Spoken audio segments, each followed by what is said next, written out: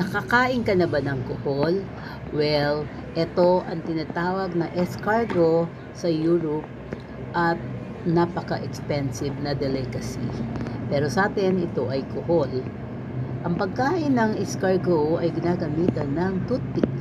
Pero paano kung wala kang toothpick? So, paano mo siya kakainin?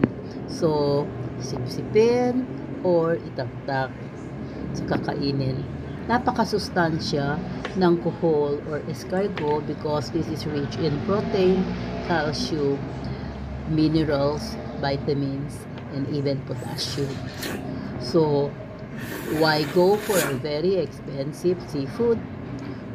This is a delicacy in other countries and very rich in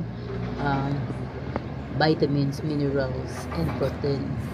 So, come on, let's eat kuhol. Ito ay niluto sa gata na may kangkong at vegetable. Pangit man siyang tingnan, mahirap man siyang kainin, pero this is super rich. Okay? So, napakasustansya niya. So, tara, kain ka, try mo. Napakasarap. Enjoy eating.